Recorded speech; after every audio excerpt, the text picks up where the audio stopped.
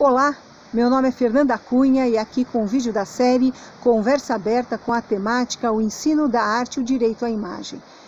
Temática extremamente relevante, necessária em tempos de pandemia, sobretudo, em que a imagem tem sido fortemente veiculada pela internet, nos meios digitais. E nesse sentido, a educação, os processos educativos em que acontecem pela internet, a imagem também tem sido utilizada de modo muito potente.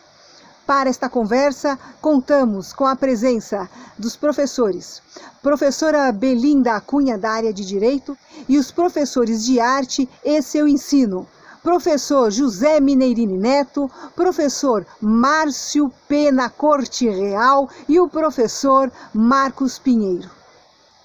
Vamos lá? Olá, Belinda. Olá, Neto. Olá, Márcio.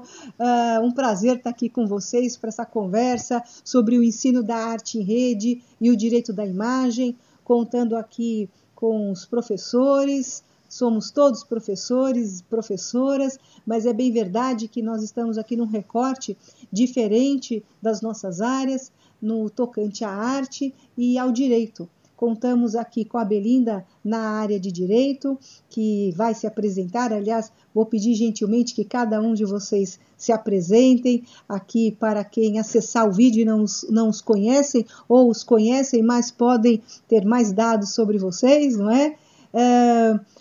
E aí eu abro, então, para a Belinda, por favor, trazer a sua apresentação e as suas ponderações sobre o ensino da arte em rede e o direito da imagem. Tá legal.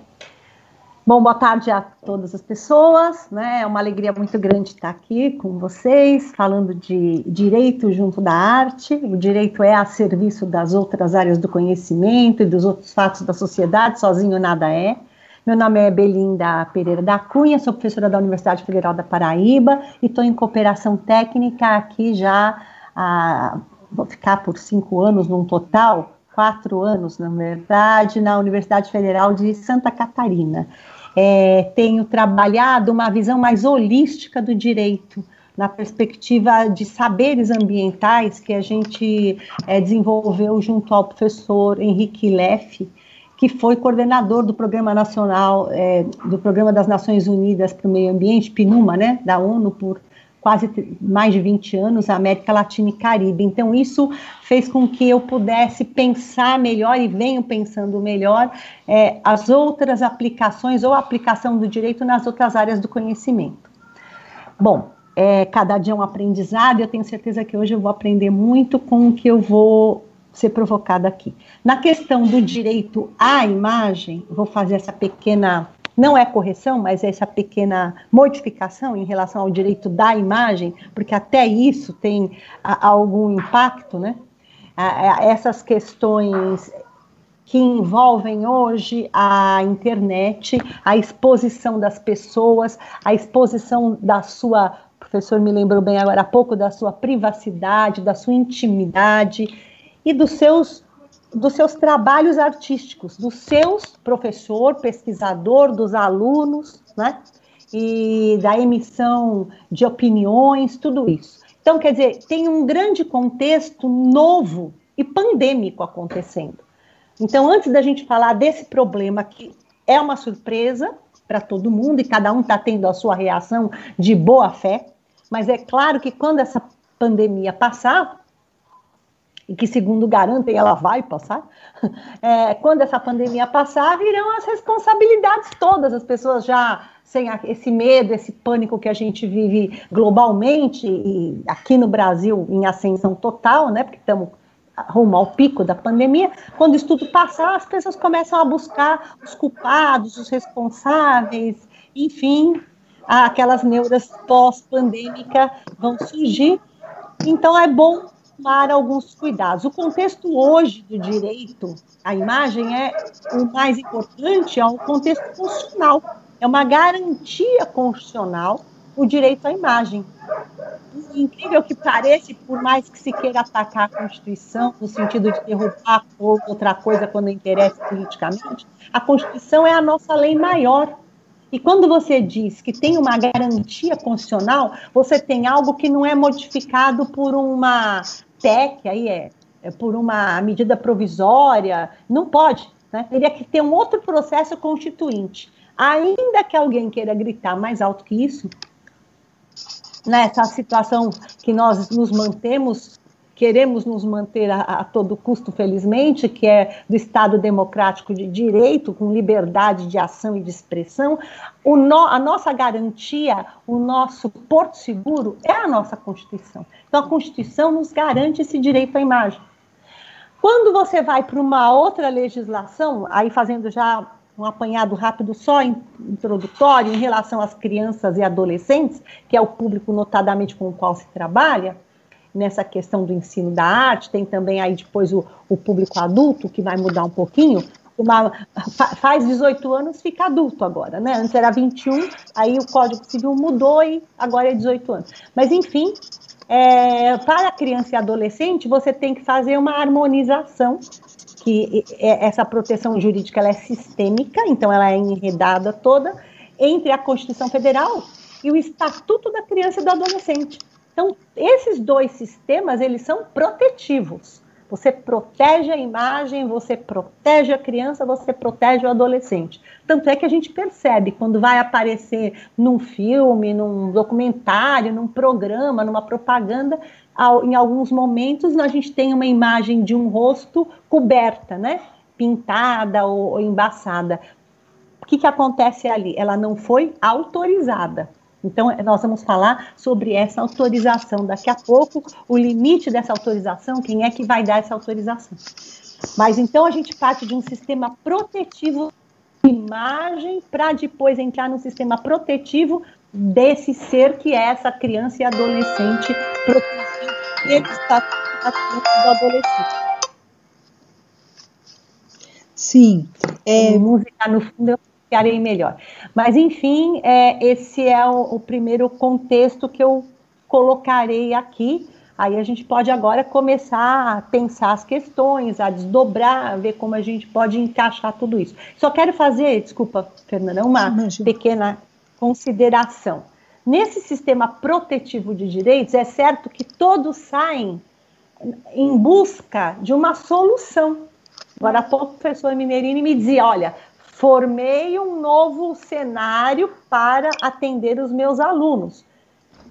Então, isso tem uma boa-fé total. Se um dia alguém disser, olha, no cenário dele tinha lá um livro, que a ponta daquele livro pode significar... Bom, nós vamos partir do princípio da boa-fé, evidentemente, que isso signifique mesmo a boa-fé, e nesse caso significa. Então, quer dizer... Ninguém foi treinado, capacitado para isso especificamente. Claro, alguns sim, né? Algumas redes de ensino já vêm trabalhando isso muito mais, há algumas décadas, enfim. Eu me lembro até que eu fiz um projeto de ensino à distância para o curso de Direito há quase 20 anos atrás, a pedido de um grupo aí, mas... O que significa? Foi algumas coisas de vanguarda. Fernanda, lá, vocês trabalham a arte, o ensino da arte, né? E educação, não sei o quê.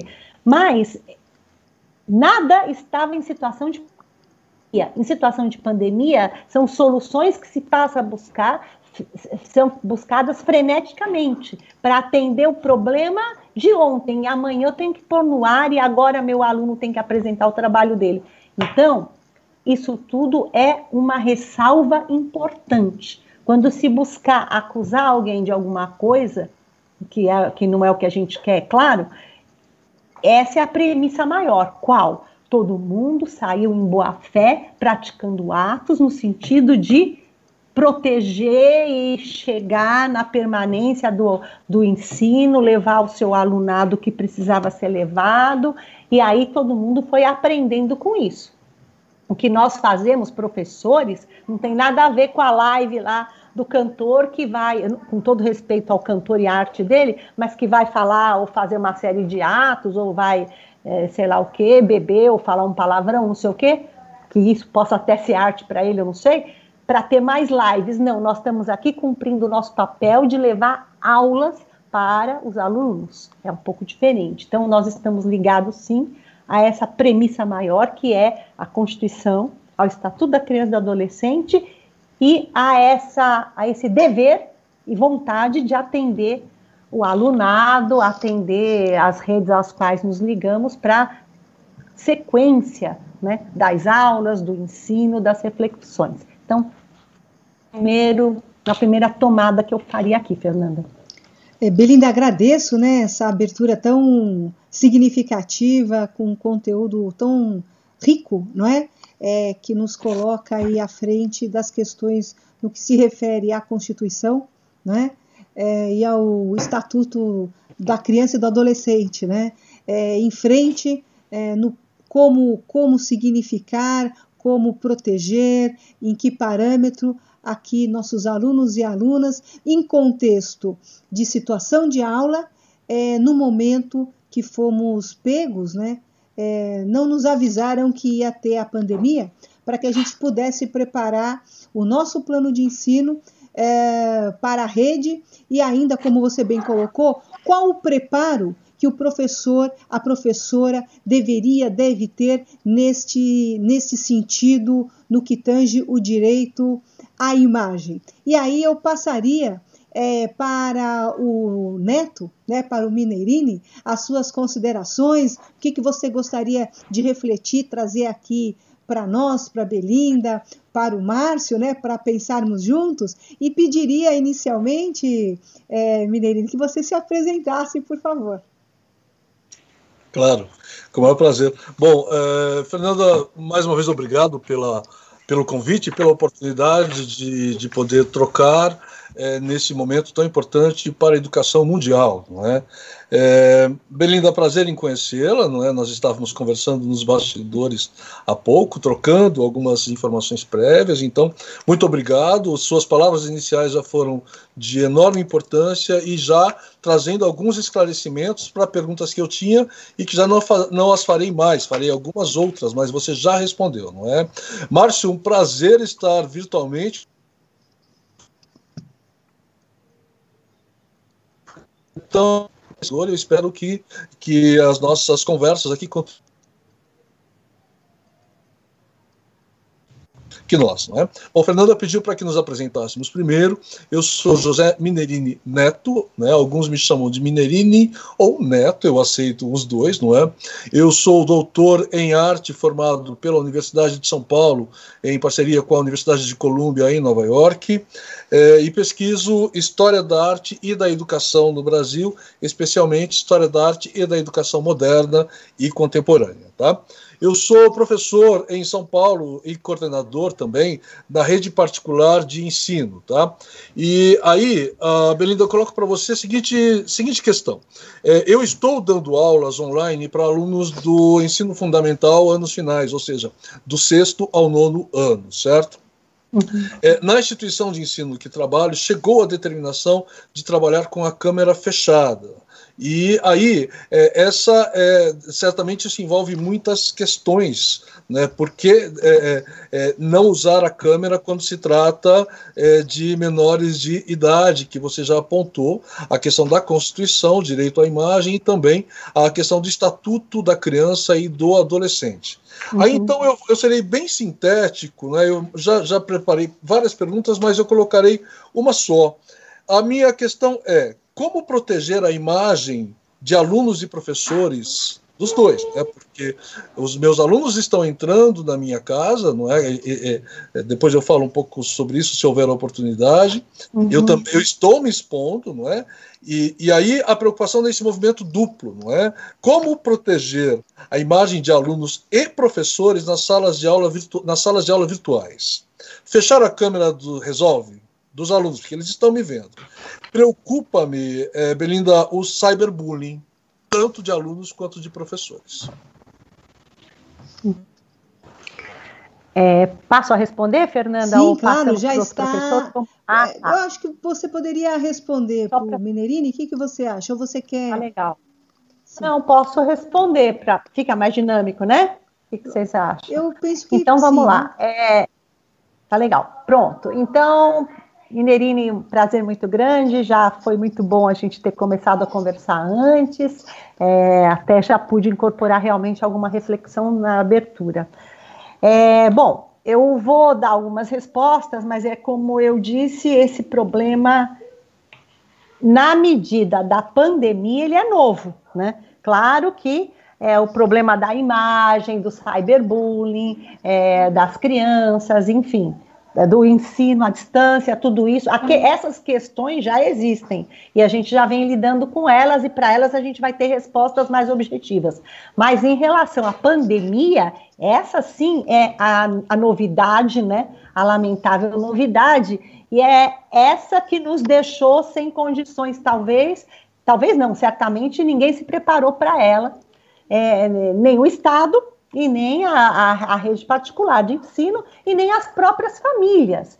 E aí nós temos ainda uma outra questão, as famílias que poderiam se preparar, e as famílias que não poderiam se preparar e ainda não podem, né? Porque nós ainda temos a questão das famílias que não têm como solucionar uma internet boa, um equipamento que dê conta de um determinado tipo de aula, a maioria dos jovens na utilização de celular, né?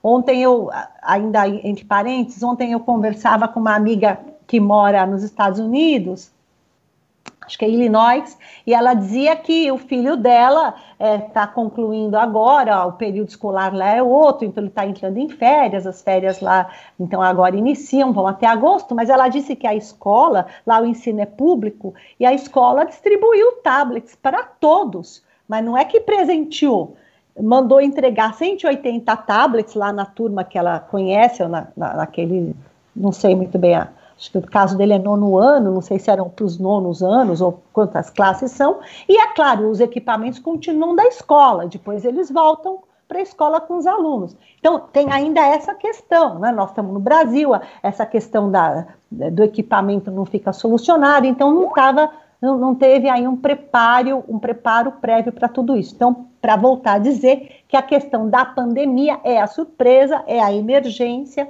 e ela pode sim e deve ser colocada como uma atenuante, eu diria, no sentido de permitir que a gente entenda essa condição excepcional, né? Bom, em relação às autorizações e se a sua rede de ensino entendeu por fechar a câmera, é porque ela provavelmente não teve tempo, claro, de novo a pandemia, de obter dos pais ou responsáveis pelas crianças, né? Mães, pais, né? Ou outra relação que a criança tenha, autorização para divulgar a imagem dessa criança. Então, aí nós vamos ter 2 momentos. Essa imagem poderia estar sendo divulgada ou não. Então, se está numa sala de aula fechada, essa imagem não está divulgada, até certo ponto. Porque um outro colega pode fotografar, pode colocar na rede, um professor menos avisado, um hacker pode entrar nessas redes e entram mesmo. Então, a escola ou a rede, não teve ainda tempo hábil para se assegurar de tudo isso. Certamente esse vai ser o futuro, né? Na próxima oportunidade, que a gente espera que não seja uma pandemia, os colégios já nas documentações poderão ou deverão pedir que o responsável assine a possibilidade dele aparecer em rede, né? Eu, como mãe, já digo que não sei se assinaria, né? Porque eu vou querer colocar vírgula, desde que, né? O detalhamento dessa aparição e dessa divulgação. Então, isso também é importante, né? Porque uma fotografia pode virar muitas coisas. Nós sabemos que as montagens são feitas e, lamentavelmente, quando você vai pensar em direito, em proteção, você tem que pensar no pior, para tentar se... Esse é o lado ruim, né? Eu acho que do direito. Você tem que pensar no pior, para que você possa se precaver em relação à não ocorrência dessa pior situação. Então, vedou ali a câmera e vetou ao mesmo tempo, exatamente para que, acredito eu, porque ele não tem essa autorização. Então, o professor tem que seguir isso, porque é uma responsabilidade muito grande para nós, professores, pesquisadores, termos ali uma sala com menor e alguém fotografar, faz uma montagem, ou então divulga, ou vai parar num pedófilo, né, que é o medo de toda a família, e isso pode virar não sei o quê. Então, tem que respeitar, tem que acatar, não dá para divulgar, não dá para ter uma foto sem autorização, porque nós estamos falando de rede, né? A internet, ela é algo que Fernanda explica isso aí muito melhor que eu, porque ela nos coloca no mundo. Quando você está na internet, você está no mundo. É mais do que um canal de televisão, né? Porque um canal de televisão é aquele que quer assistir, aquele que quer assinar, aquele que é o canal aberto. A internet é difusa mesmo, ou seja, todos os sujeitos são indeterminados, indetermináveis, eu não tenho como localizar, nós estamos falando de todo mundo no planeta, pelo menos no planeta Terra, não sei se lá em Marte alguém consegue, vai ver que já consegue, né? Então, é muito sério isso. Você vai dizer, não, é a minha sala de aula, não, para ele estar na tua sala de aula, ele está com a rede aberta.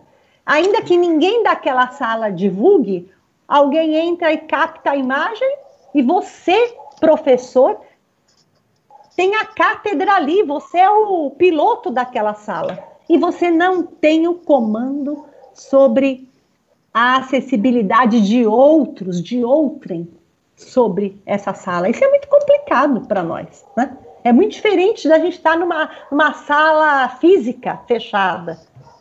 Ainda assim, a sala física fechada, alguém entra, alguém fotografa, alguém grava. Então, até na sala física é problema, imagine na sala virtual. Né? Essa é uma primeira reflexão. Como eu disse, a gente está aqui diante da complexidade, né, que o próprio Minerino colocou há pouco, professor. Eu vou emprestar aqui um pouco as lições do professor Edgar Morin, que gosta tanto do Brasil, né, o Edgar Morin, está com quase 100 anos, mas assim, o seu método, né, trazido aí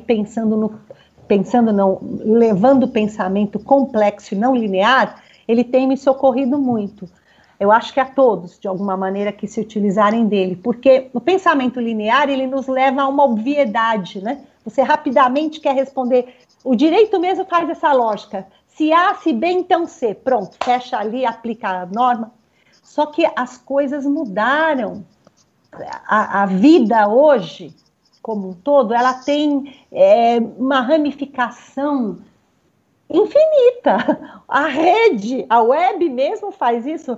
São tantas questões que se põem, que se engendram, que se ligam. Então, nós não podemos mais raciocinar com essa forma, aspas, simplista. A gente tem que olhar, sim, tem que fazer uns 360 graus e conseguir pensar nas outras questões, nos outros problemas, nas outras áreas do conhecimento necessariamente, e não só nas outras questões da vida como um todo. E às vezes não só da vida humana, né? Até da vida virótica no momento. Então, é para dizer desse pensamento complexo que eu vou entrar na questão do cyberbullying. Bom, se o bullying já é um grande problema, né, que ele vai ganhando N dimensões, então para dizer, vou chamar o outro de magro, de gordo, da raça, da cor, não sei o quê, olha quantas coisas, né? Então o bullying é um problemão, que aqui no Brasil, se for para a justiça, vai entrar na questão criminal e na questão civil, entre os danos moral e a imagem, e o dano que, na verdade, patrimonial propriamente dito, porque até o moral e a imagem, ele é restituído patrimonialmente, além de alguns comportamentos de obrigação de fazer ou não fazer. O bullying, ele é hiper, mega multifacetário.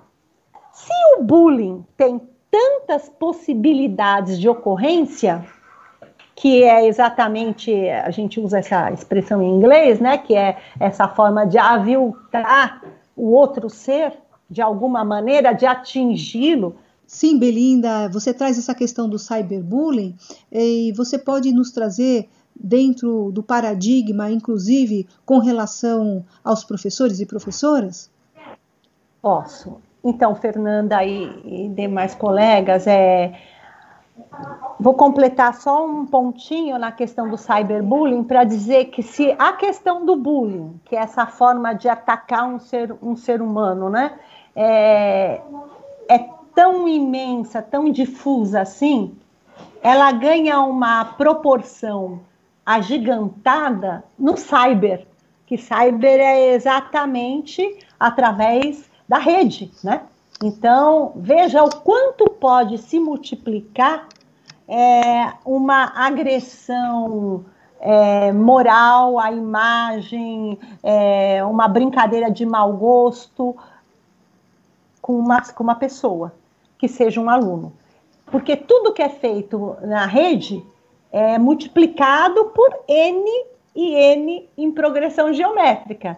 Então, é uma rapidez assim que a gente toma o planeta em segundos, não é isso?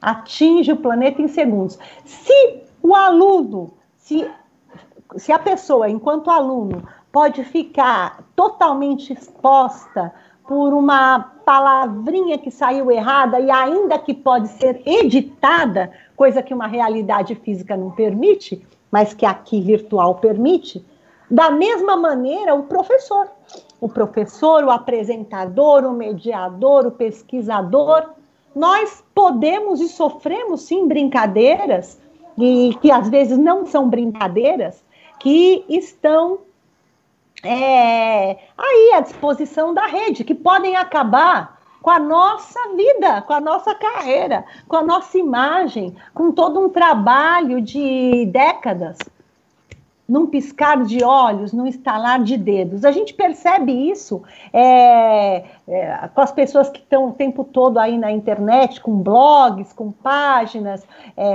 né, os influencers, né? Eles vão exercendo digital influencer.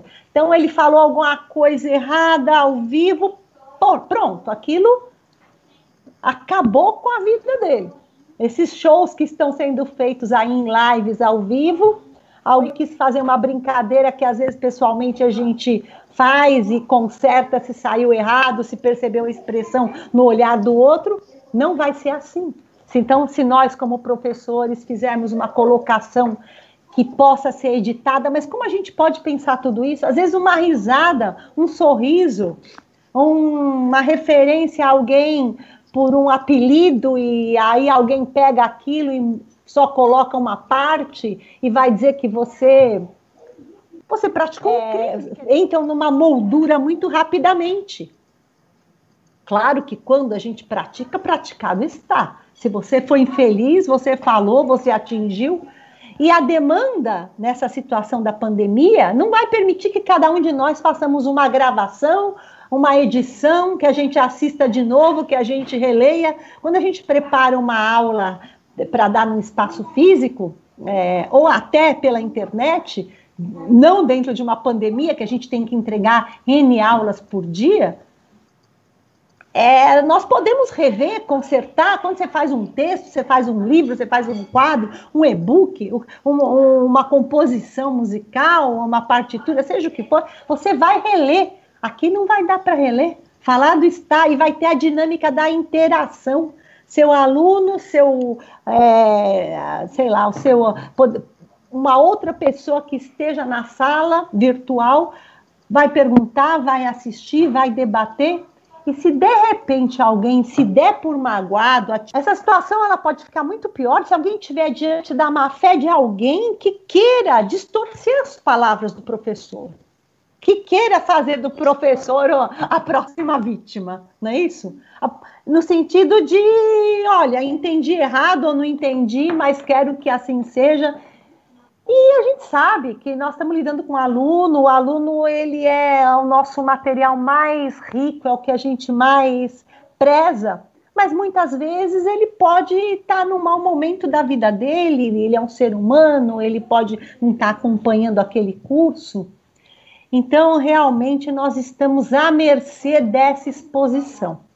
Nós não vamos poder trabalhar com tanto medo quanto nós já estamos do vírus, né? Nós vamos ter que colocar máscaras e luvas para fazer uma performance educativa. Isso é muito complicado, mas talvez nós tenhamos que, diante dessa realidade, passar a pedir algumas proteções. Quem está na rede privada pode, eventualmente, conversar isso com o seu empregador, na mesma medida que o seu empregador, eu estou chamando de empregador, mas o seu parceiro, na mesma medida em que ele cria o sistema de proteção para não permitir que o seu alunado, criança e adolescente, tenha exposição, porque ele não tem ali a autorização, ou porque ele até tem, mas ele acha melhor ainda fazer o experimento dessa situação, ele também pode buscar para o professor, educador, pesquisador, um sistema de proteção.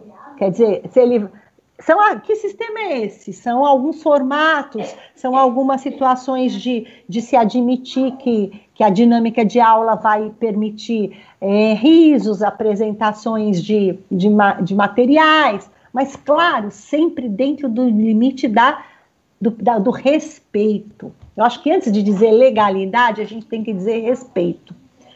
O problema é se a gente entra nesse liquidificador de achar que o que é respeito para um não é para outro.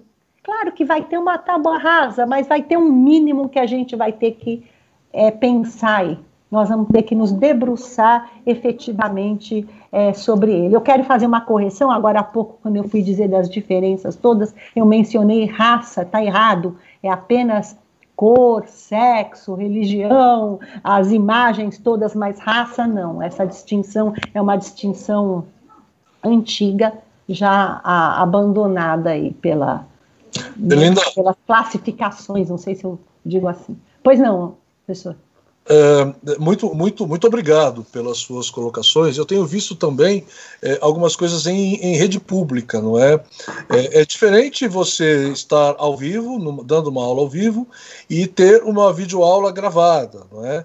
Eu tenho visto, sim, algumas videoaulas, que são claramente videoaulas, sendo apropriadas, especialmente da rede pública, e editadas e transformadas em memes com os professores.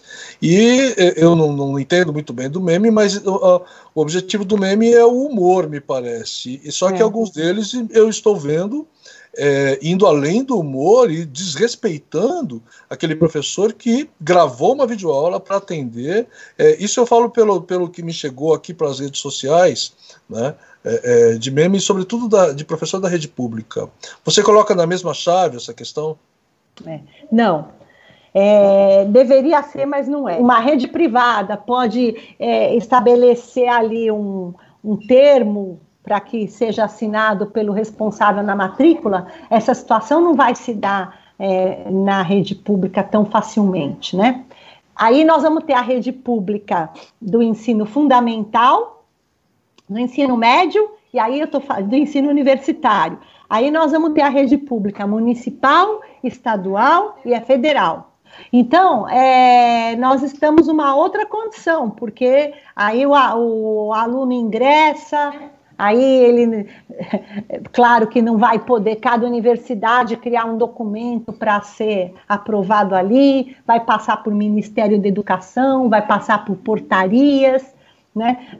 No âmbito dos estados, vai passar pela Secretaria de Educação dos estados, no âmbito do município, vai passar pela Secretaria de Educação do município. Talvez a rede pública municipal, né, de municípios menores, tenha mais facilidade, aspas, no sentido quantitativo do seu público, de buscar uma proteção para o seu professor. Agora, a rede pública de um município do tamanho de São Paulo, que a gente sabe ainda que tem as regiões, né, isso, acho que tem as subprefeituras ainda, não é? Algo assim, bem mais complexo. Agora, que tem que ser pensado, tem, porque nós ficamos professores do ensino público, aspas, de uma maneira, aspas no sentido amplo, né? Você tem que ficar o tempo todo pensando na sua autoproteção. Muito obrigado. Muitíssimo obrigado. Importantíssimo. Obrigada, Mineirinho. Lhe agradeço. Ajudaram muito. Obrigada. Eu gostaria de passar a palavra para o professor Márcio Corte Real, para suas ponderações, o que você gostaria de aquecer aqui a conversa, Márcio, querido, agradecendo, né, novamente a presença de vocês. Hoje nós estamos num sábado em que a internet está caindo bastante, claro que quem estiver aqui depois conferindo o nosso vídeo não imaginará o que está acontecendo. E por que estou dizendo isso? Porque somos aqui todos professores, pretendemos passar aqui algumas reflexões acerca dessa temática, o ensino da arte em rede e o direito à imagem, não é? Em tempos de pandemia, em que se acende com tanta intensidade, né, de um modo tão agudo, esse procedimento, esse processo de ensino-aprendizagem, enfim, será que devemos ou não devemos e como devemos proceder? Então temos aqui a Belinda, professora na área de Direito, que está aqui conosco, professores e professoras, para refletir a partir das nossas questões. E eu peço, então, Márcio, meu querido, que você pondere aqui conosco, acrescentando o seu tempero. Boa tarde, colegas. É um prazer muito grande, uma satisfação enorme dividir essa tarde de debate, reflexões com a Belinda, que trouxe aí as questões sobre o ponto de vista legal, ressaltando sobretudo a preocupação com a proteção. Cumprimentar também o nosso colega Neto, é um prazer conhecer a ambos. O Neto trouxe, na verdade, uma imagem muito forte, não é? Com essa ideia da câmera fechada, não é? Até que ponto a câmera fechada é suficiente para contribuir com o processo de ensino-aprendizagem nesse contexto todo que nós estamos vivendo. Cumprimentar a colega da universidade, Fernanda Cunha, com quem tenho dividido debates, trabalhos e experiências. Sempre muito bom estar contigo, Fernanda. E o nosso colega Marcos também, que deve estar nos acompanhando, está participando do debate na medida das possibilidades. Mas eu gostaria de começar fazendo um comentário sobre essa questão da imagem, do direito à imagem, não é?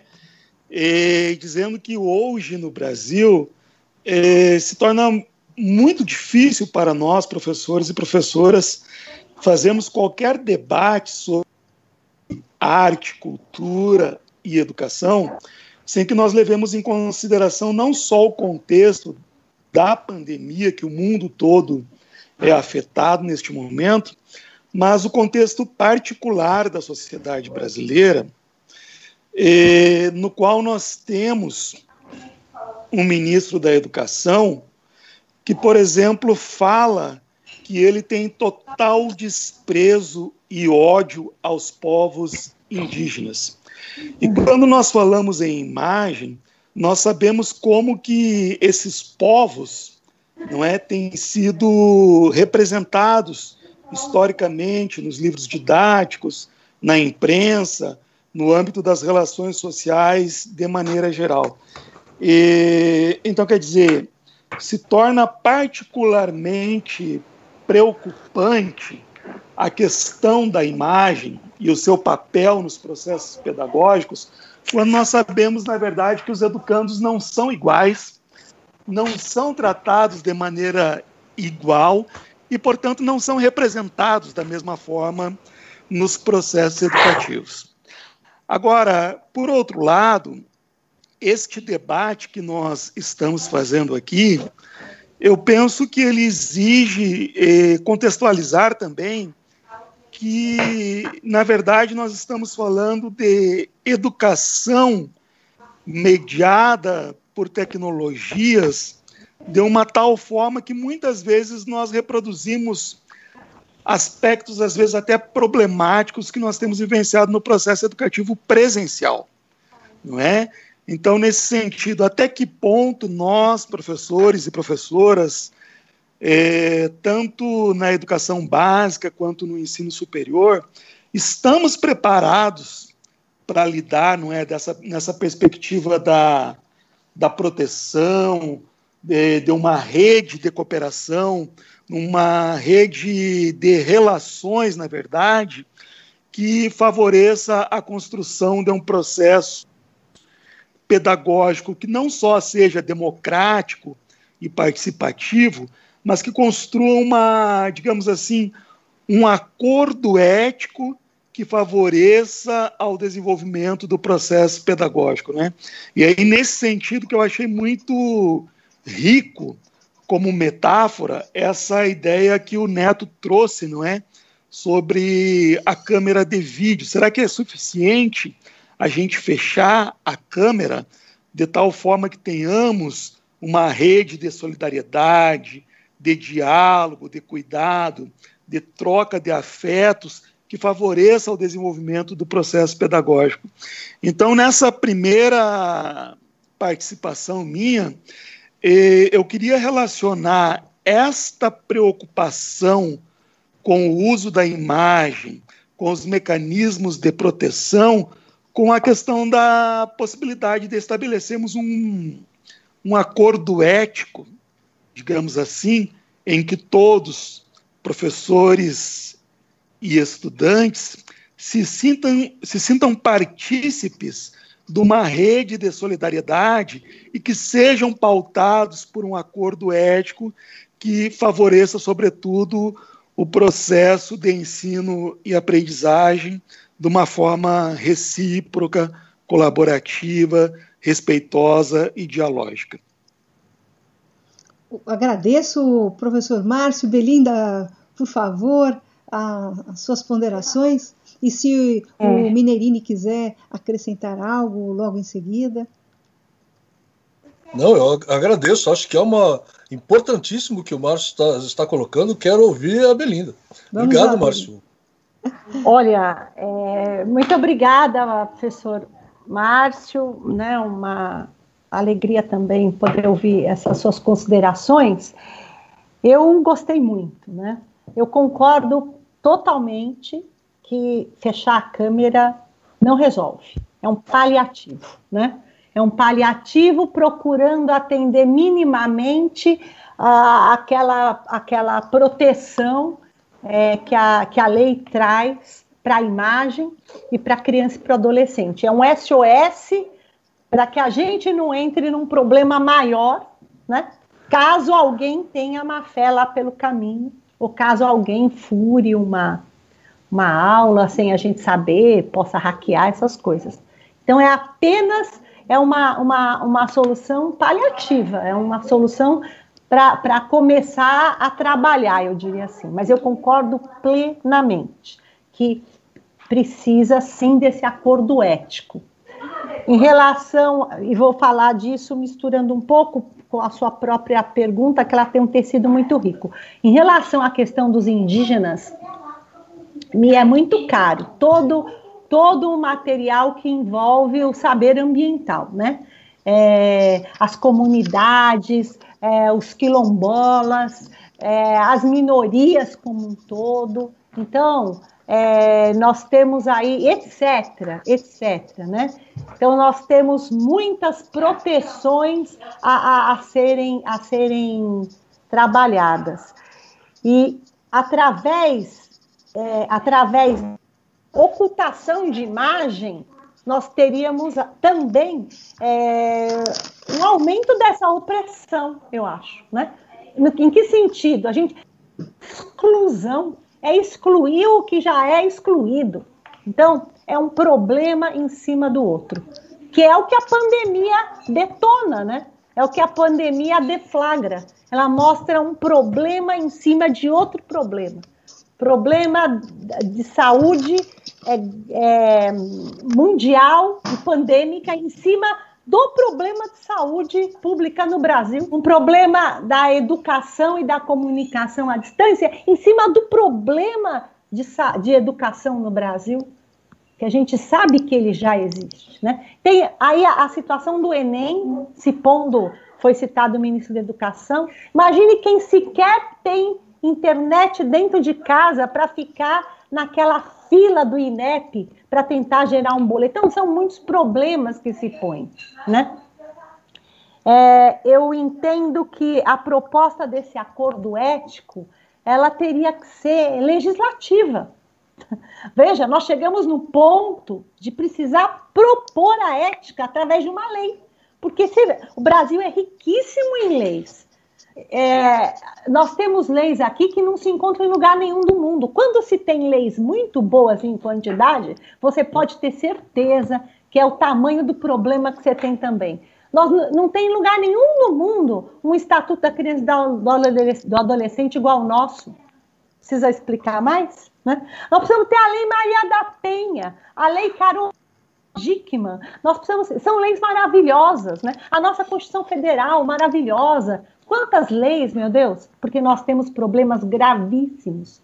Por isso que nós temos leis maravilhosas para tentar contornar. Então, nós vamos ter que fazer uma proposta legislativa para um acordo ético, porque como é que você vai obrigar uma pessoa a cumprir o acordo ético? Ética é uma coisa que vem da tenra idade. Você já vai ver essa ética na tua criança lá no banco, que agora o banco escolar é na frente do celular ou do computador, de 6, 7, 8 anos, 10 anos. Você já vai perceber se ela está entendendo, aprendendo em casa, que o que é do outro, que ela ajuda o colega ou não ajuda, que ela pega o texto que o coleguinha escreveu e põe o nome dela, ou se ela vai dividir com ele um raciocínio melhor que ela saiba fazer. Como é que você vai obrigar alguém a usar máscara? Você teve que fazer uma lei e vai multar. Senão você transmite para o outro um vírus que você nem tem certeza se tem ou não. Esse acordo ético a gente pode começar a costurar, cada um põe uma linha, meu Deus. E a cyber, o contra-cyberbullying, né? Quer dizer, a internet ela tem um alcance muito maior que qualquer lei aprovada aqui ou ali, mas eu acho que sim, que é uma forma da gente se dar as mãos. E que bom se a gente puder abrir as câmeras e isso representar uma rede de solidariedade. Que bom, eu gostaria que fosse assim. E eu jamais diria para alguém, não vamos abrir a câmera. Agora, se alguém me perguntar, olha, como advogada que eu não sou, porque eu sou professora de educação exclusiva há quase 2 décadas, então não sou advogada, mas se fosse para dar um conselho, no caso, como o professor Neto colocou, a rede privada pergunta, é melhor então não abrir a imagem? Porque se algum hacker entrar, como a gente pode se defender? Eu não coloco pelo ponto de vista da rede privada, eu coloco pelo ponto de vista da educação em geral. Tá? Sim. Por isso que na nossa conversa anterior eu coloquei para você a questão da rede pública também. Né? Abrir ou fechar a câmera não importa em qual rede, mas pelo ponto de vista da sala de aula virtual, em geral. Da proteção ao aluno. Né? E do professor também. Eu vou fazer essa resposta, mas eu fiz a ressalva porque tem tratamentos um pouco diferentes na lei isso aí, né? Então, a rede privada, ela vai direto para o Código Civil. Na rede pública, a gente vai para o Código Civil também, numa questão de indenizações ou sei lá o quê, mas vai para o Código Penal, na criminalização, mas ela tem toda uma esfera administrativa. E essa esfera administrativa, quando você responsabiliza, ela tem as suas etapas de forma independente, né? É independente do que acontece no judiciário, o que acontece numa investigação, por exemplo, dentro de uma escola pública. Você vai passar por uma sindicância, por um processo administrativo ou não, independentemente do que acontecer no judiciário. Mas em termos de... Aí são 2 questões, então. Vou procurar diferenciá-las. Então, é fato que nós estamos com 2 cenários nessa reflexão sobre os direitos. O cenário da ética, da solidariedade, de nós nos unirmos, o cenário que soma, né? E o outro cenário, que é o cenário de precaução, um cenário de aplicação da lei, um cenário de buscar responsáveis, um cenário de tentar evitar, de novo, a precaução, que alguém lhe atribua esse ou aquele comportamento como professor. É claro que o que a gente quer é tomar esses dois cenários. A gente quer se proteger, mas dando as mãos, de uma forma circular. Ou seja, que a gente possa, sim, se proteger, agir dentro da lei, sendo ético e sendo solidário. Esse é o melhor, é o melhor dos mundos. Resta saber se nós estamos em possibilidade de contar com essa soma agora. Por uma questão de, talvez, do que nós temos vivido, seja interessante trabalhar os dois cenários simultaneamente e percebendo lá na frente, ou tentando fazer com que eles se encontrem. Mas nós não podemos esquecer totalmente dos riscos que nós corremos. Então, você vai com o olho fechado e outro aberto. Vai trabalhando essa rede de solidariedade, essa rede de pesquisa ética em pró das atitudes todas que nós temos que tomar, de ampliação, de divulgação do conhecimento através da internet, pela forma virtual, mas, ao mesmo tempo, você deixa ali, em seu favor, as ferramentas que você precisa, e aí você tem o material legislativo. Aqui, até pensando um pouco para as questões fora do país, olhar as diretivas europeias, que envolvam Europa, Itália, França, né? Como que, se já tem alguma diretiva desenhada para essa questão da pandemia, ou se nós nos valemos de alguma diretiva para o ensino à distância de uma forma geral.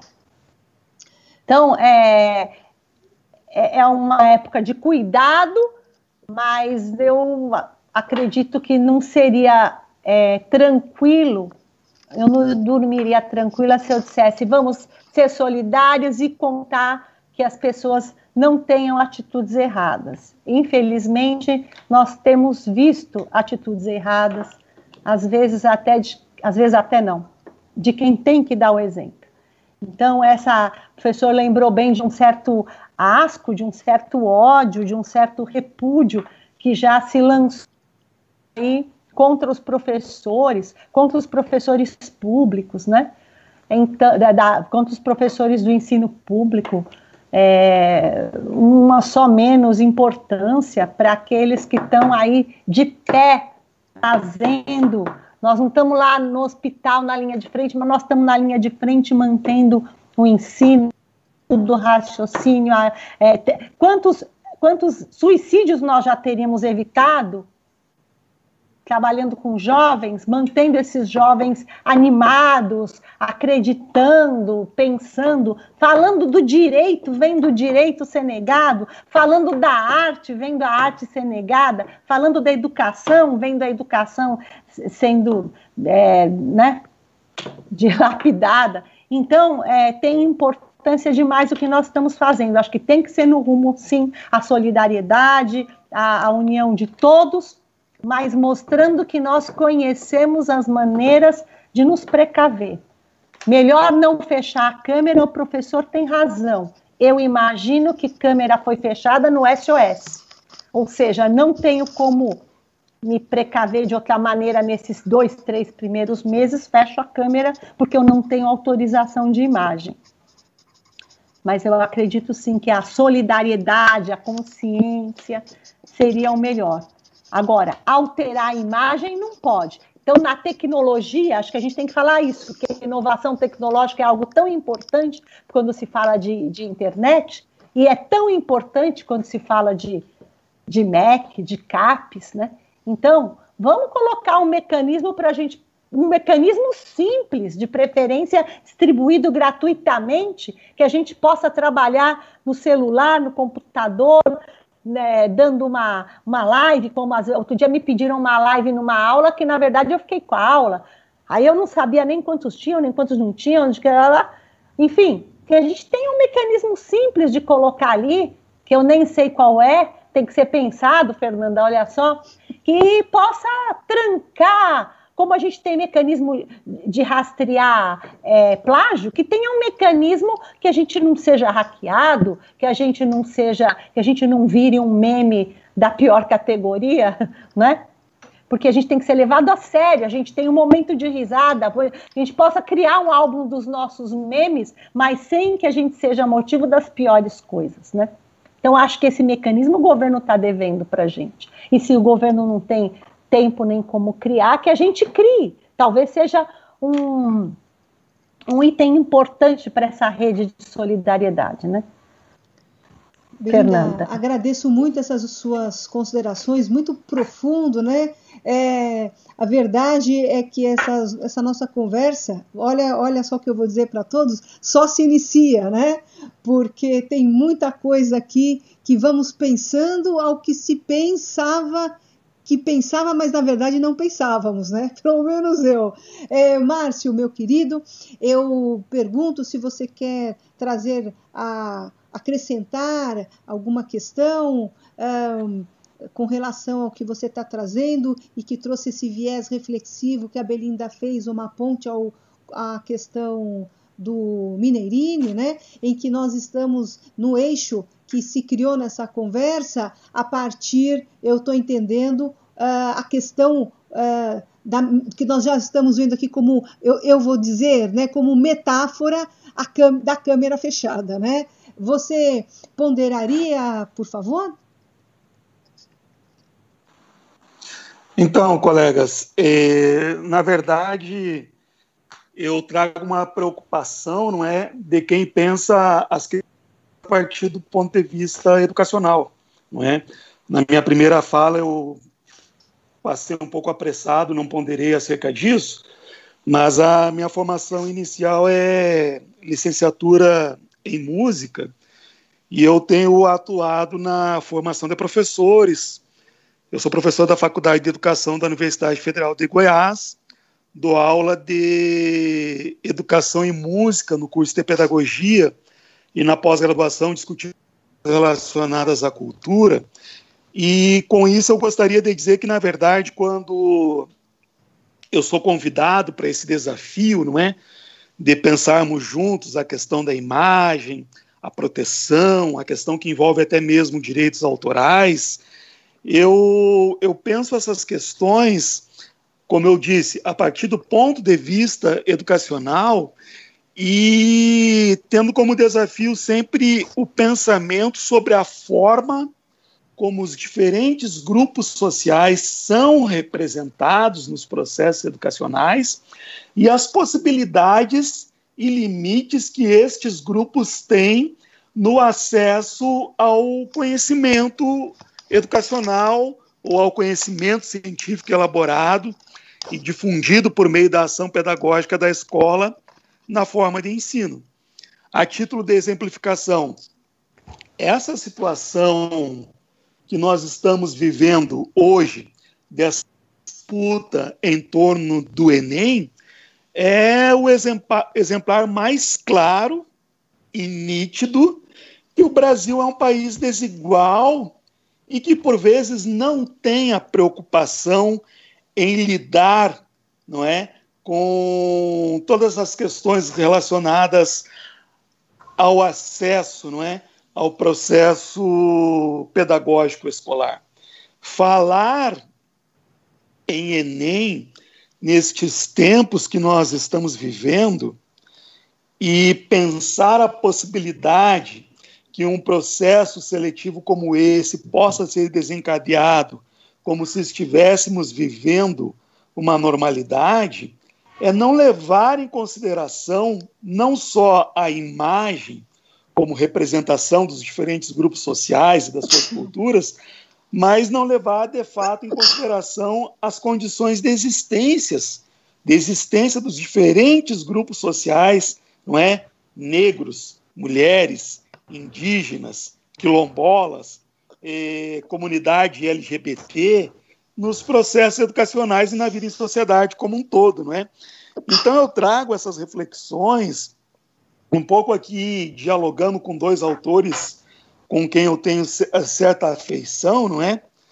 Quando a gente pensa essa questão da imagem, a gente não pode deixar de levar em consideração a tecnologia ou o acesso à tecnologia que os nossos educandos têm na rede particular, na universidade, na rede municipal e estadual de educação, dialogando aqui com a Maria Luísa Belloni, que é uma precursora das pesquisas, não é, no campo da infância relacionada à tecnologia, para dizer que em países como o Brasil, as tecnologias, por vezes, elas ampliam a desigualdade social, não é?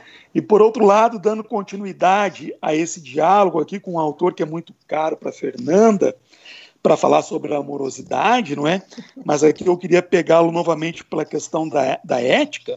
O Paulo Freire nos convida a pensar que é tão urgente quanto necessário submetermos as tecnologias e o uso das tecnologias a crivo político e ético, sem o que, muitas vezes, às vezes na melhor das boas intenções, nós poderemos agir de forma desavisada e talvez possamos até, sem que seja aquilo que queiramos, contribuir para ampliar os processos excludentes.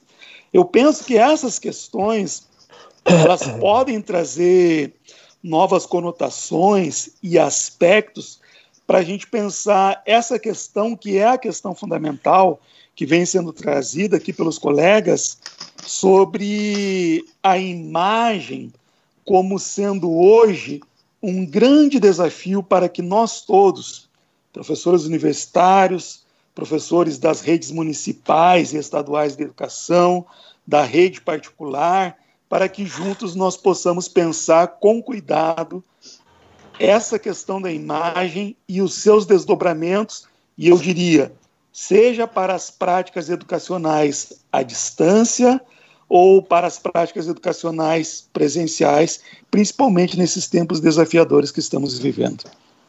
Eu agradeço, Fernanda, mais uma vez o convite, o prazer de estar aqui com o Neto, com a Belinda, com o Marcos e com você.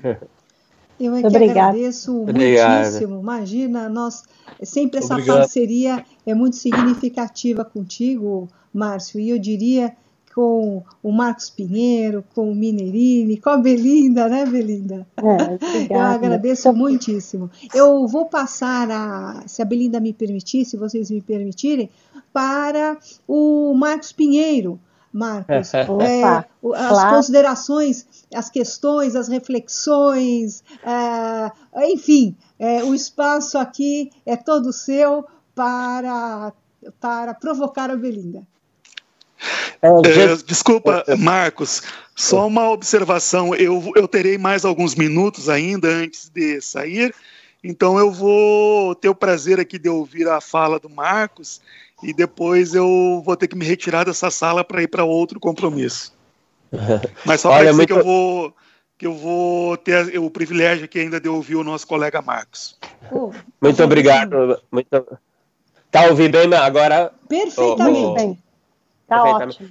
Olha, eu agradeço, Márcio, obrigado pelo carinho, obrigado pelas tuas palavras, foi extremamente curioso essa forma em que tu intrínseca todo o processo cultural do Brasil, o negro, os índios, a multiculturalidade, a importância dessa imagem que nós somos cultura, né? Aquela cultura que nós fazemos e que hoje é vendida e até ela é prostituída, né? De uma certa forma errônea, sem respeito nenhum. E para Belinda, a questão da educação, né? O que é o direito dessa imagem na educação? Eu, professor, o que é que eu tenho direito na captação da imagem? O que é que eu posso utilizar da imagem do meu aluno, aquilo que eu provoco a ele na construção, né? Hoje eu entro dentro da casa da família, eu estou a provocar o aluno a criar uma instalação, a criar um personagem, a discutir a ética da construção e a me devolver imagens de pequenos vídeos, de pequenas montagens. E quem é que é, o que é que eu tenho de direito de divulgar, até onde a família pode assistir, até onde a família pode acompanhar esse direito de imagem, que eu estou fazendo um trabalho, a Fernanda vem acompanhando comigo, um trabalho que eu estou envolvendo a família na construção desse processo de imagem, para que eles vejam o que o filho está a fazer, o que eles estão a produzir e qual a crítica que é benéfica no processo educacional. Porque a imagem, nesse momento, ela vai viralizar, mas a gente tem que ter muito cuidado como educadores de transformar essa imagem no processo educacional, no processo de reflexão, no processo em que eu vou levar esse meio para ele não viralizar por outro meio, e sim ele reverberar num processo educativo de reflexão e cognição, de aprendizagem, onde ele vai fazer os vários motes. O que é certo, o que é errado? Né? O que é certo para mim eu sei, mas o que é errado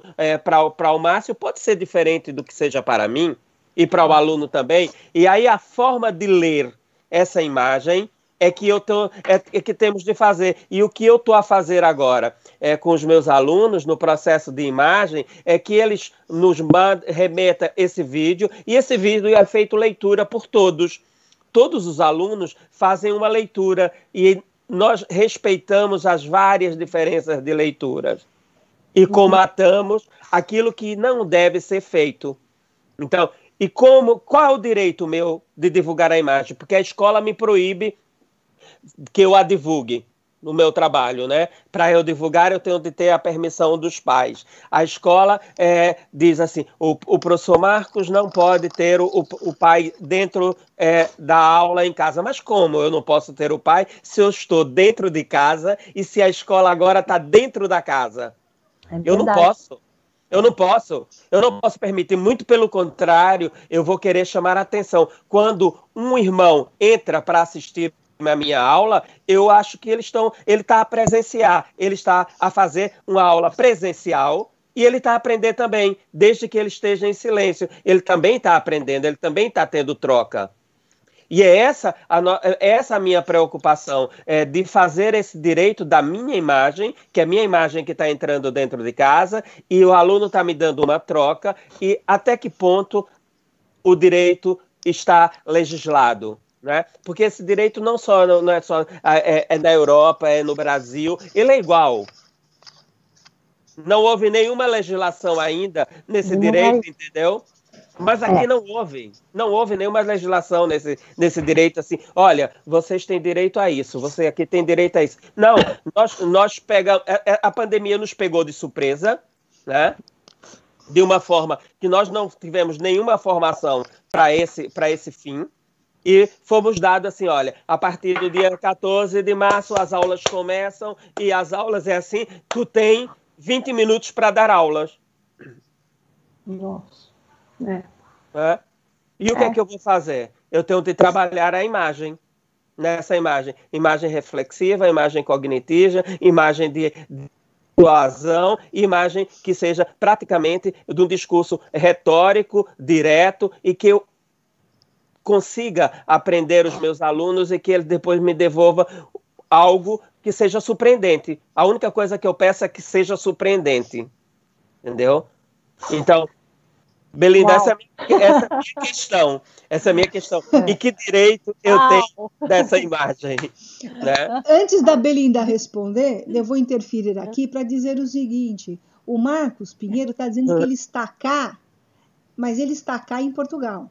E, Marcos, faça a sua apresentação a quem eu já te conheço, não é? A quem não te conhece vai conferir o nosso vídeo. Por favor. Pronto, eu sou Marcos Pinheiro, sou professor de expressão dramática e movimento criativo, fui artista de rua no Brasil muitos anos, vendedor de sanduíche na praia, massagista na época de faculdade, doceiro, que aprendi a fazer doces e essas coisas todas, e Meu trabalho foi uma pesquisa de rua de 4 anos e meio, viajando pelo Brasil com malas às costas, que era a Companhia Corpo de Teatro São Sebastião do Rio de Janeiro, que passamos por vários países aí a trabalhar e desenvolver o teatro e a comunicação do teatro de rua. E daí eu me apaixonei por educação e entrei dentro da sala de aula, depois de conhecer Augusto Boal, trabalhar com várias pessoas, e comecei a estudar Stanislavski e tal. E me tornei esse professor. E vim para cá e trabalho na Escola de Dança do Conservatório Nacional. Sou militante e ativista do sindicato, sou dirigente sindical e ativista também cá. E pronto, esse é o Marcos, que está cá como professor. Amigo da Ana May e de muitas outras pessoas aí, da Fernandinha, que a gente se conheceu há alguns anos atrás, num congresso maravilhoso, e pronto, e esse é o meu desafio na educação. A educação para mim é uma paixão, é um amor que eu tenho entre a aula, me tirando sala de aula, eu estou completamente desfeito. O meu trabalho é dentro da sala de aula, porque o meu palco é ali, é a sala de aula, e pronto, esse é o Marcos. Eu acho que o resto é balela. Belinda, então veja só, devolvo a questão que eu segurei aqui do Marcos para você, dizendo que o Marcos está cá em Portugal há 30 anos, ou seja, o Brasil está cá sem o Marcos, né? O Marcos Pinheiro, eu falei o Marcos Portugal porque eu chamo você assim dentro de mim. Então, o Brasil está cá sem o Marcos Pinheiro há 30 anos. Olha a perda para o Brasil. Por favor, Belinda, traga suas reflexões. Valeu a pena esperar tudo isso, né? Porque só assim, eu acho que eu que estou aprendendo aqui com os três, viu, Fernanda? Demais. O professor está saindo, um abraço. O debate. Bom, primeiro que eu fiquei com água na boca, doce, salgado, né? Eu não almocei, viu, professor Marcos? Não sei a hora. Mas é o seguinte... Já vão dar 9 horas. Já vão dar 9 horas. Eu não sei, eu queria responder para o professor, vai dar 9 horas. Queria responder para o professor Márcio, que está saindo também, mas agradeço, viu, professor, todas as perguntas que saíram agora. Beijo no coração, Márcio, meu querido. Professor Pinheiro, né, professor Marcos Pinheiro, eu vou falar algumas coisas. Primeiro que é o seguinte, eu fiquei pensando numa saída. Primeiro, tá certo. Primeiro que eu fiquei pensando uma coisa, aí, Fernanda, você vê se cabe deixar aqui. Eu acho que isso tudo era digno de um artigo, né? Eu não sei se eu tenho ou de um texto, ou da ajuda. Bom, a gravação já vai mostrar isso, mas o que eu quero dizer é assim, no final das contas, aqui está sintetizando de uma forma muito apropriada o problema, né? Os problemas e o problema macro, que se põe em razão desse ensino, dessa educação à distância, aí entra a arte, aí entra o direito. Claro que cada um vai, no seu olhar, colocar algo no centro, mas eu entendi assim, tentando fazer aquele mapa mental, né? Então, eu acho que as pessoas precisam ouvir essa reflexão, ler um pouco sistemicamente, ou sistematicamente, como ela pode se dar. Fiquei pensando o seguinte, o professor tem razão. Talvez a gente possa ter Sabe quando você vai fazer um convite formal para alguém integrar com você uma obra? Pode ser que obra for? Então, cada área faz do seu jeito, mas geralmente você faz um e-mail, né?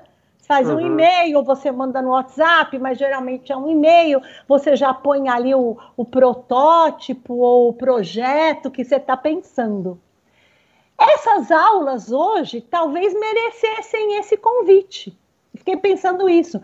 Quando você manda esse convite para o seu aluno, para a sua classe, cada aluno vai ter ali, não sei se você vai lidar com criança ou não, vai ter a integração do seu corpo familiar. Quando você tem o aceite, quer dizer, você pode colocar o alcance do que você está pensando em fazer. Então, no seu caso, que é o projeto, né? No seu caso, você está mostrando que é importante o depoimento familiar, que a família vai entrar na tua sala de aula e que essa sala de aula é virtual, né? E que isso pode viralizar. Ou seja, esse detalhamento, essa idiosincrasia própria deste momento pandêmico, que deu uma velocidade, uma urgência e assim acelerou, antecipou esse processo do ensino à distância que estava andando até rápido, mas agora está veloz como um avião. Então, cada um faria o seu projeto de convite para a sua classe, para a sua turma. E aí você entra, isso eu pensei agora, sabe? Porque eu pensei, nossa, é tanto detalhe próprio, é como diz o italiano, é tão particolare, né? É tão próprio de cada um. O seu desenho está entrando a sua sala de aula, está entrando a família do aluno, o irmão e não sei o quê. No outro professor, o Neto, me contou que ele monta a cada semana ou a cada aula um micro cenário com elementos próprios do que ele quer levar. Também pensando na sua própria intimidade, e ele tem razão, o aluno está na nossa sala de aula, na nossa sala da casa, né? Outro dia eu procurava tanto o ambiente que eu acabei no meu quarto, porque eu estava tentando, claro que eu não abri para a cama, não sei o quê, mas eu estava tentando a parede mais lisa possível e o ambiente menos acústico. Eu só consegui no quarto. Então, quer dizer, as pessoas podiam não estar vendo, mas eu sabia que eu estava no meu quarto. E você também tem que tomar o cuidado de não colocar as pessoas a esse ponto, a esse nível. Então, eu diria que cada aula vai ser uma obra. Ora, né? E do direito autoral, eu entendo que é seu e dos seus alunos. Exatamente. Eu faço assim com as minhas aulas e não tem objeto de arte, mas quando ela se torna, cada um vai dando a sua contribuição e eu já vejo ali uma obra coletiva, e ou é um artigo coletivo, ou é um e-book, ou é um não sei o quê, todo mundo é autor, cada um autor da sua contribuição. Eu gosto assim. Por exemplo, ou seja, a sua parte a sua parte autoral é sua, Pinheiro, e a parte autoral do aluno ABC, cada um tem a sua. Então, essa coautoria, se possível, seria identificada na medida da contribuição. Você faz um projeto padrão, isso você pode mudar. Ah, não, eu prefiro todo mundo autor de tudo isso. Aí vai depender do tamanho que isso vai ficar. É como um disco, é como um CD, né? Então, pode ser feito um projeto convite padrão, e isso pode ser encaminhado antes de cada aula. Aí você vai me dizer, bom, mas eu tenho que mandar, eu estou dando aula todo dia e é ao vivo. Agora há pouco, a minha filha de 17 anos, fazendo algumas sugestões, escreveu aqui para mim que, na opinião dela, cada aula deveria ser gravada. Eu acho que ela está percebendo isso nas aulas que ela está assistindo. A aula ao vivo, e isso para nós seria excelente, hein? Se nós tivermos tempo de fazer isso, porque a sua aula ao vivo, você não tem como editar. Aí você é tomado por um aluno que fala alguma coisa que você acha que não devesse aparecer, ou ele chega lá com uma imagem que você imagina que possa dar um problema. Se você gravar cada aula, melhor. Mas essa é a situação do ideal. Não dá para gravar. Eu também não tenho como. Não, aqui não é permitido gravar. Ah, não é permitido? Aqui não. A única permissão que é permitido gravar, a direção entra na minha aula e ela pode gravar. Ela pode gravar a minha aula. Mas eu, como professor e aluno, nem o aluno pode gravar a aula. Eu vou fazer uma pergunta só para eu entender melhor. Essa escola é a Academia de Dança nacional? Ela é pública? Ela é pública. Ah, ela tá. É pública. É isso ela que eu pensei. Tá? Ok, entendi. E ela... Eu já entendi também. É para não haver a comercialização. Ela está tomando esse cuidado, é claro. Aí está esperado, né? Então tá, não pode gravar, mas o convite específico para cada aula sua ou para cada projeto seu pode não ser a aula, pode ser o curso, né? Então você vai ter X aulas no semestre, no módulo, pode ser um módulo. Isso pode valer para cada um de nós. Aí nós temos como nos organizar dentro dos limites desse projeto. Então, você faz um convite para o teu módulo e no teu convite você envolve o que você precisa. Quando você manda esse convite por e-mail, você já pede a resposta, né? No caso, está sendo pedido RSVP, né? Aquele responder s'il vous plaît, como se fosse para estar presente num evento. Eu recebi um assim para um congresso, ela pediu RSVP, eu falei, mas eu vou estar no congresso, vou falar no congresso, eu não vou lá, né? É claro, é uma presença virtual, ela já está se protegendo ali, né? E está, ao mesmo tempo, validando o meu aceite das condições do evento. Isso pode ser feito para cada módulo, para cada disciplina, não sei como chama, para cada...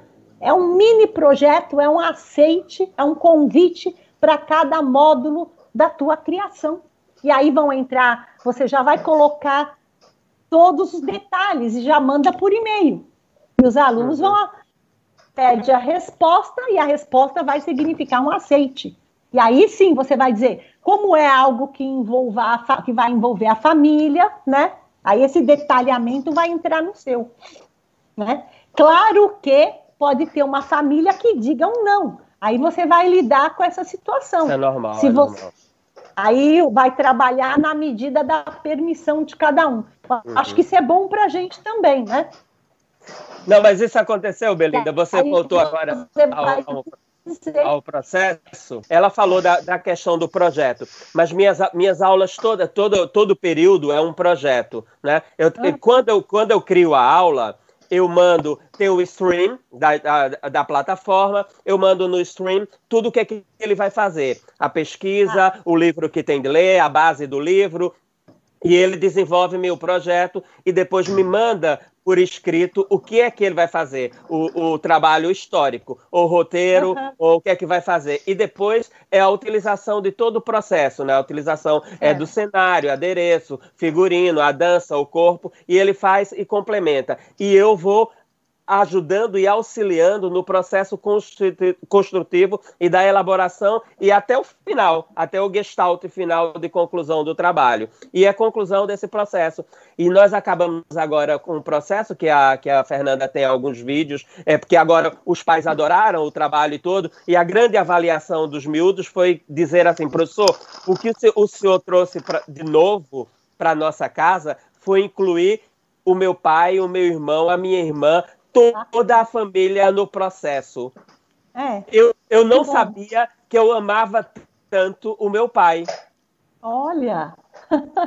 Então, essa é uma constelação, né? Esse processo dele. É o processo, e é isso que é importante. Agora, no novo processo que eu estou criando, que eu já pus ele, e eles estão curiosíssimos em pesquisar, que é o processo do parangolé. Eles agora vão criar um parangolé, um ato performativo. O parangolé tem um projeto todo, eles têm de me mandar o projeto de cada um do seu parangolé individual, o que é que vai fazer na sua performance com o parangolé, o que é que vai utilizar, se é um poema, se é um texto, se é o trabalho em movimento, se é uma crítica social. E agora o próximo passo é esse projeto. Até o final do ano eu vou ter esse desenvolvimento do parangolé, que é para quando ter o trabalho presencial, a gente fazer essa construção. Então, esse direito da imagem é que ele é um direito conjunto. Ele não é só do aluno, ele também é meu. Mas aí ele vai virar um produto, na verdade, né? Eu estou entendendo isso. Desculpa. Exatamente. Cortei. Mas aí ele está virando um produto dentro desse seu projeto. Esse seu projeto periódico, não sei se é semestral, anual, trimestral, essa plataforma ela vai ter que integrar esse detalhamento. Se não tiver um espaço para ela integrar esse detalhamento, eu entendo que seria interessante fazer um convite separado, reportando a plataforma, mas dizendo que esse detalhamento passa a ser feito nesse projeto anexo, né? Já que é uma nova... um novo, em razão desse novo momento que a gente vive, né? Que pode até se tornar algo permanente. A gente pode não estar mais em quarentena, mas passar a desenvolver com mais frequência esse tipo de projeto à distância, né? Pode acontecer. Eu entendo que tem que ter esse detalhamento dessas pessoas entrando, dessa imagem. Então, já coloca a imagem do aluno e a própria imagem também, que está tudo em salvaguarda deste produto, que é uma obra coletiva. Cada oferta dessa, no caso agora o Parangolé, é uma obra coletiva. É Marcos Pinheiro e sua turma ABCD, nominada, especificada, né? Tem uma autoria aí, né? Coletiva. Deixe-me fazer aqui uma intervenção por alguns motivos. O primeiro que nós estamos chegando ao fim, né? Ao fim desse vídeo, dado o tempo dele, não é?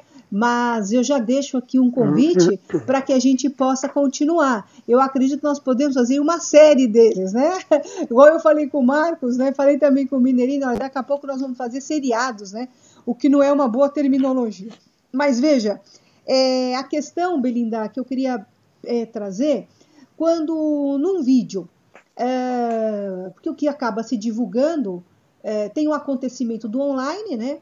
Para quem trabalha com aluno online, quer dizer, o que é o online? É deixar aqui uma live, né? Quer dizer, aquilo que acontece naquele momento, você pode estar online somente com seus alunos, mas você pode estar online com toda a internet, né? Enfim. Mas tem geralmente você cria uma videoaula, ela pode não ser online, como os produtos em vídeo dos alunos, que é culminância de um processo de trabalho pedagógico, arte educativo, também um vídeo.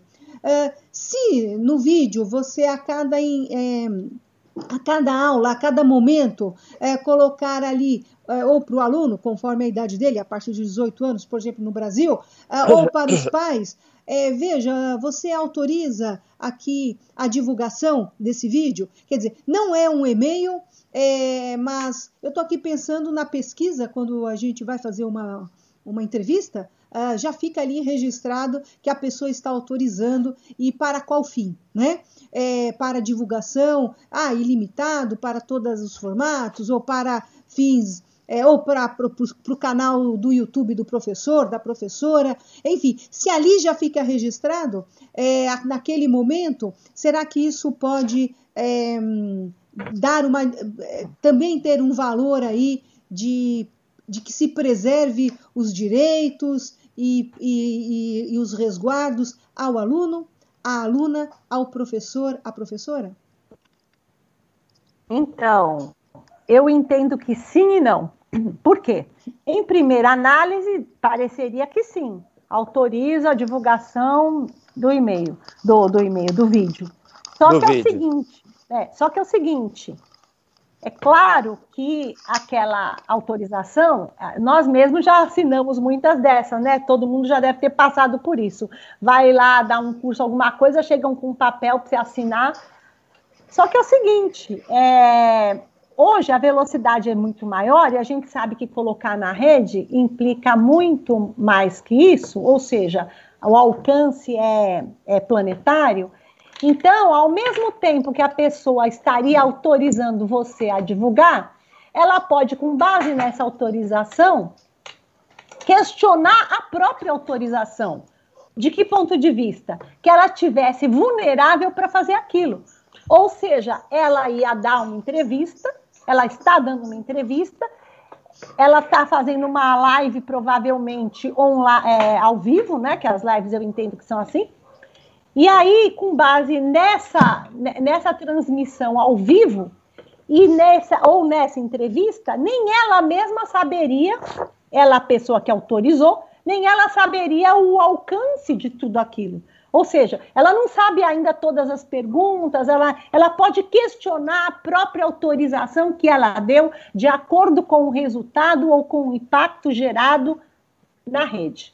Na rede. Entendi. E, então, por exemplo... Obrigada. Ao mesmo tempo que ajuda...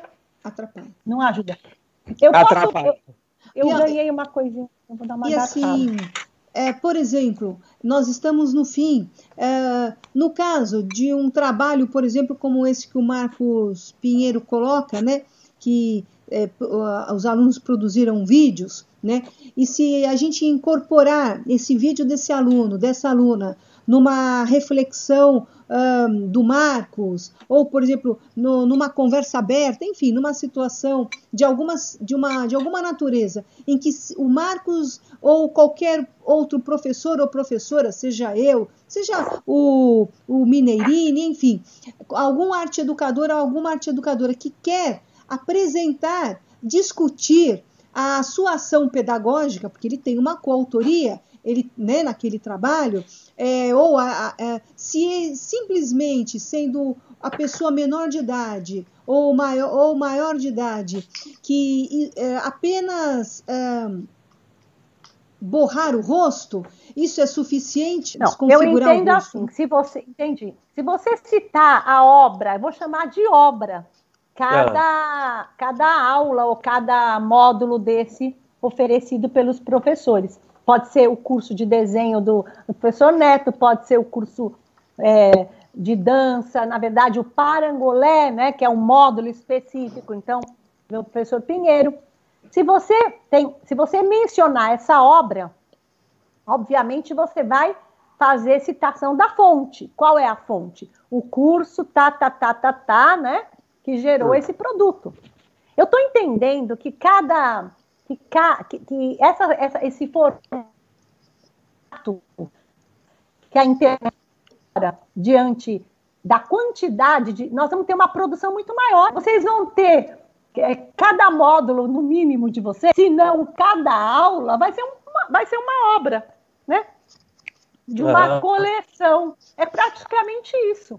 Eu estou entendendo. Aí você refere, Fernanda, a fonte, e essa fonte vai estar, evidentemente, referindo toda a autoria. A obra coordenada pelo professor Pinheiro, a obra coordenada, estou chamando assim no formato dos meus trabalhos, mas pode ser uma outra, né? Uma obra coordenada pelo professor Neto e assim por diante. Então, vai estar referindo à fonte.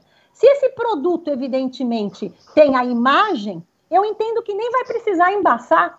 Basta todos os coautores já terem autorizado a divulgação junto a eles, né? Então, cada um deles já vai ter autorização para divulgar a imagem, o que inclui a própria autorização.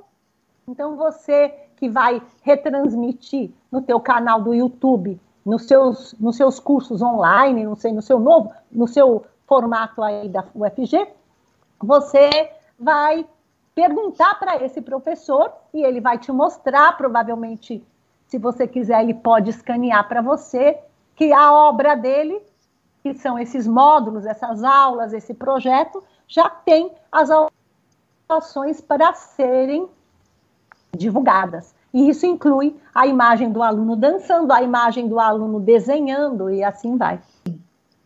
Fernanda, por isso mesmo que eu estou para salvaguardar esse processo, no final de todo o trabalho, eu quero que o aluno faça o seu script, como quem construiu, quem participou e quem coordenou o trabalho. Então, todo esse trabalho está lá escrito, né?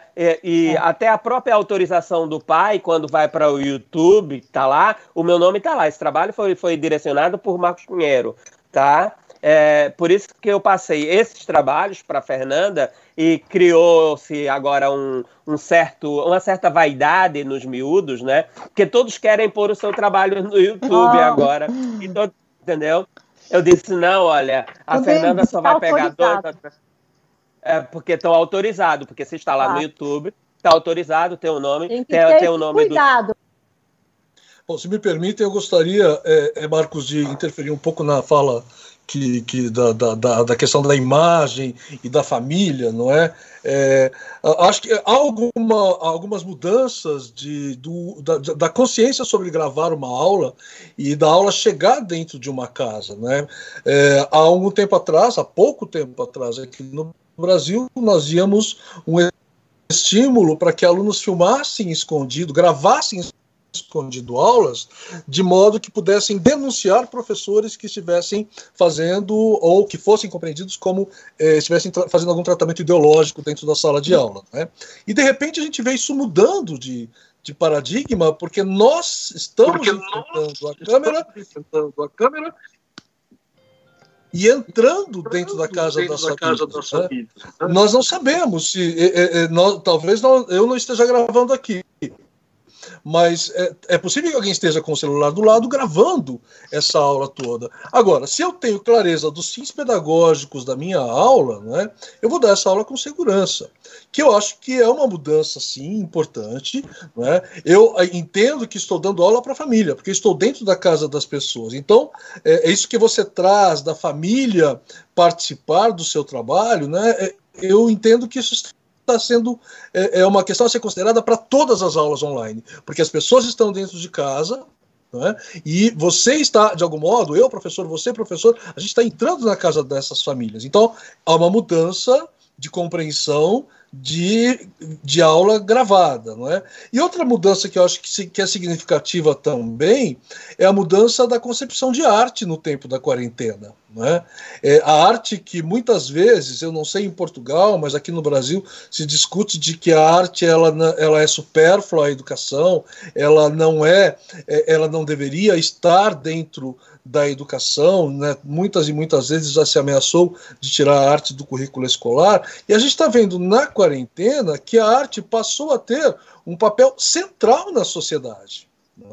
Não é à toa que as pessoas vão cantar na janela, como a gente viu acontecendo tanto na Itália, estamos vendo aqui no Brasil, em Portugal eu não sei, não é à toa que as pessoas estão compartilhando e indicando os seus livros de cabeceira, não é à toa que as pessoas estão comentando, né? Eu sei que aqui no Brasil agora a gente está com várias séries televisivas de canal on demand, de televisão on demand, é o momento das séries espanholas do Brasil, por exemplo. Né?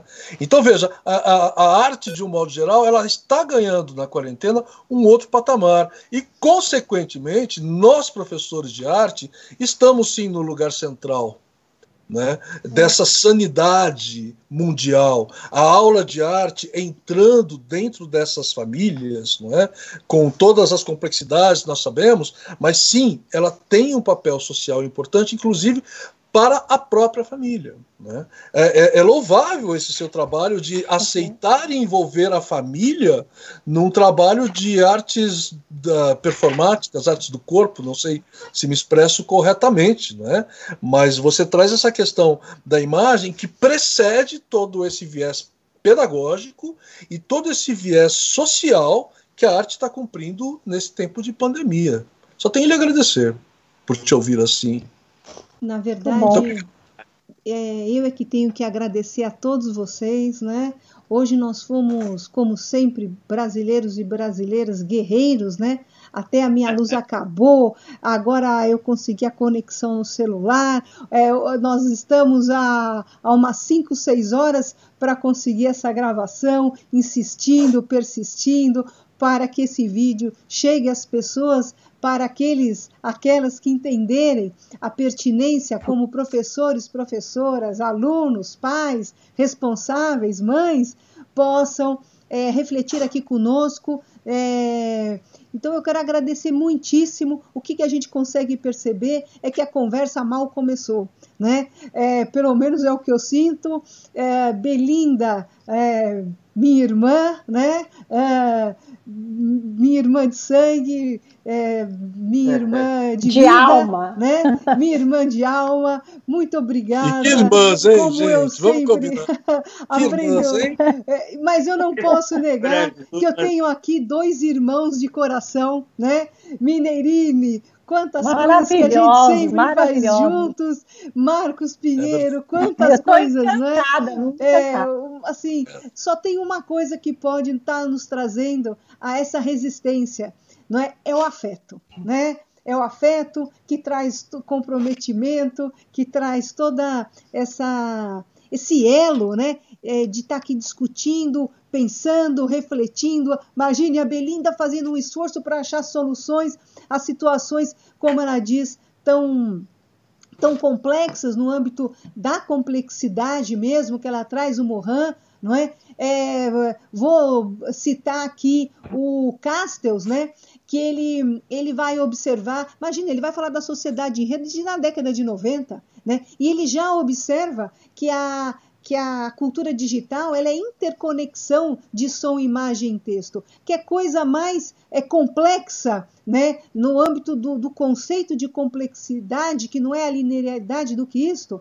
E, portanto, o que eu estou concluindo até este momento? O que é imagem?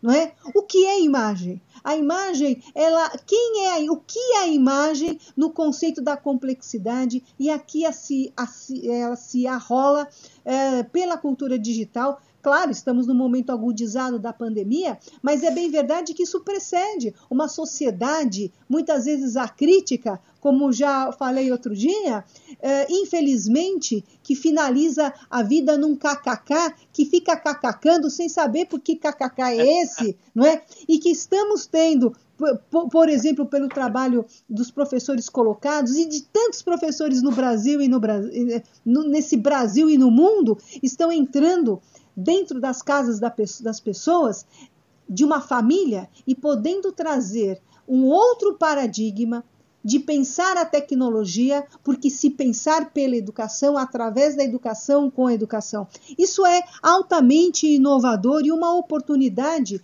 O limão, coitado do limão, né? O limão é uma coisa tão boa. Já falei isso outro dia, né? O limão da pandemia, a pandemia não merece ser chamada de limão. Olha aí, a Belinda, a limonada. Né? Olha que oportunidade de trazer a uma sociedade acrítica, de uma sociedade selfie, massificada muitas vezes, na sua grande maioria, em que há intervenção pedagógica, educativa, arte educativa, da educação pela estética. Num país chamado Brasil, em que tirando a arte, tirando a cultura, minimizando a arte, minimizando a cultura e assim a educação, tira-se a condição de se pensar a estética. E como tirar a estética da vida? E como tirar a estética da educação? E como ficam professores e professoras no momento do susto da pandemia, que se assustam em como dar a aula, se não tem o professor de matemática, o professor de física, o professor de química, o professor de direito, olha aí eu cutucando a Belinda, os professores que não tenham o processo de aprendizado na sua vida pela estética. Como trabalhar a imagem, pensando quem é a imagem, se pensar por Castells, a interconexão de som, imagem e texto, nesse pacote que a gente traz, absoluto, pensando na imagem, nessa complexidade, em que tem como eixo essencial o direito autoral, a autoria, né? A coautoria, né? Enfim, é muito complexo, a complexidade pelas relações epistemológicas do que entende-se por complexidade, e não dizer que é complexo porque é impossível de se pensar. Não é isso que nós estamos falando aqui, e eu enalteço para que não se termine o entendimento da complexidade como sendo algo por ser tão complexo que não está diante de nossas mãos. Pelo contrário, nós estamos falando aqui de uma relação sistêmica e não linear. É importante que nós, professores, professoras, pais, mães, educadores, educadoras, alunos, alunas, estejam conscientes, cientes desse universo que agrega o nosso novo meio, atualmente quase que absoluto, de comunicação, e a comunicação que é a linguagem que perfaz o valor essencial da vida, que constrói os nossos laços e, por isso, os nossos afetos, e aí o nosso modo de existir, reexistir e nos reinventar, não é mesmo? Eu agradeço muitíssimo a Belinda, muitíssimo o Mineirini, muitíssimo o Marcos. Deixo as considerações finais aí para a Belinda, Sim, para a Mineirini e para Marcos Pinheiro, para que nos despedirmos, vocês façam as suas observações, e já antecipo, finalizando, agradecendo novamente muitíssimo, uma relação de afeto fortíssima, cada um de vocês na sua singularidade, dentro do meu respeito, dentro da minha admiração e, sobretudo, e por isso mesmo, dentro do meu crescimento. Muito obrigada e deixo aqui para vocês. Eu quero agradecer a Fernanda, porque essas conversas têm sido uma aprendizagem. É uma troca simultânea, não só de afetos, mas de trocas de palavras que vêm do coração. Porque a educação ela é um poço de afetividade, né? Sem afetividade, nós não chegamos a entrar dentro do coração dos nossos alunos e não arrancamos o que é essencial dele, né? E nem damos o que é essencial de nós. E toda a educação é essa troca. Eu fico com a palavra da Belinda, né, que devemos achar a simplicidade desse jogo. Ela é complexa, né? Toda essa envolvência da internet, a educação, entrar na casa do outro, é muito complexa, mas vamos trabalhar a simplicidade da afetividade para achar um meio único, onde todos saibam utilizar os meios, né? De uma forma simples, onde eu possa aglutinar não só eu ser indivíduo de arte, mas assim, eu sou um indivíduo que posso auxiliar na ajuda do português, da matemática, da história. Eu sou um indivíduo com a minha arte, posso construir seres humanos capazes de entrar para esse mundo que vem aí, que vai ser cada vez pior, cada vez mais violento, cada vez mais agressivo, cada vez mais competitivo, e que só vai se salvar quem tiver muita afetividade e muita capacidade. Olha, eu quero dizer que foi uma honra muito grande, Fernanda, conhecer esses dois professores maravilhosos. A Fernanda, eu tenho tido... também. Oi? Foram 3, o Márcio também tem. Desculpa, os 3 professores, além da Fernanda, eu vou descer. E eu só quero dizer o seguinte... Eu penso que o Morin, ele simplifica, ele não complica com a complexidade, porque ele mostra um raciocínio que a gente tem que se permitir, que é esse que o professor Pinheiro acabou de dizer, de tudo muito engendrado, tudo muito ligado, né? E aí eu queria também mencionar o Henrique Leff, que é o meu inspirador, que é você se reapropriar do ser coletivo que você é. Então é isso, acho que a gente está aprendendo a ser de verdade um ser coletivo agora. Querendo ou não, isso está funcionando para a gente se socorrer nessa situação toda, né? Claro, indesejada, mas que, por um lado, está nos ensinando isso. Eu agradeço muito. Um beijo, obrigada. Beijo, um abraço e um beijo para vocês. Muito obrigada por tudo, Bê. Você é linda, prazer. Obrigada. Prazer enorme. Obrigada. Muito obrigado, então, agradecendo enquanto a Belinda sai. Fernanda, obrigado pela oportunidade, por acolher a questão que eu trouxe, não é?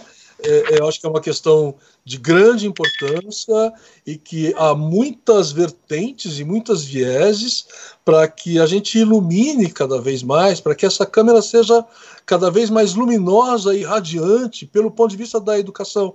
Não é? Pelos pontos de vista, o Márcio colocou muito bem, pelo ponto de vista das redes éticas e dos compromissos sociais que a educação tem no sentido geral, não é?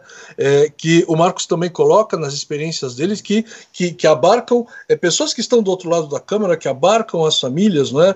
E a Belinda, agradecê-la especialmente pelos pontos de luz que ela trouxe para essa discussão, não é? Que começa a se iluminar.